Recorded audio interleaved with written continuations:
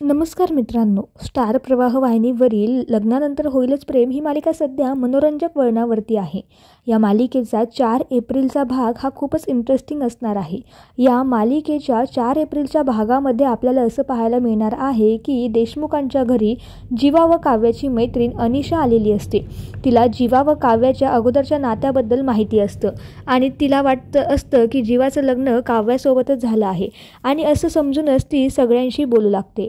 नंदिनी तिला म्हणते की तू जीविका ना, तेव्हा ती म्हणते की जीविका नाही हो, मी अनिशा आहे.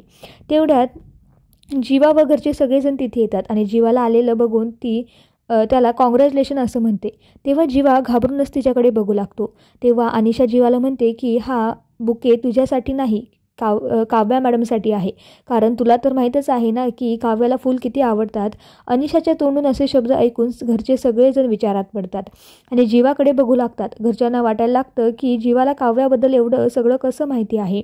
त्यांची तर आधी ओळख पण नव्हती. अनिशाच्या तोंडून आता भलतंच काही निघेल की काय असा विचाराने जीवा घाबरून जातो. जीवा तिला गप्प बस असं खुणावत असतो, पण अनिशाची बडबड मात्र चालूच असते.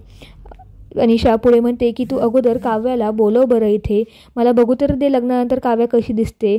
ते अनिशाच्या अशा बोलण्याने सगळेजण संभ्रमात असतात. नंदिनी आणि सगळेजण वेगळ्याच नजरेने जीवाकडे बघू लागतात. आता अनिशाच्या येण्याने जीवा व काव्याचा अगोदरचं प्रेम प्रकरण घरच्यांसमोर येईल का, हे बघणं सगळं आता खूप छान असणार आहे. आता याविषयी तुम्हाला काय वाटतं आणि तुम्ही ही मालिका पाहताय का हो, हे आम्हाला कमेंटमध्ये कळवायला विसरू नका. धन्यवाद.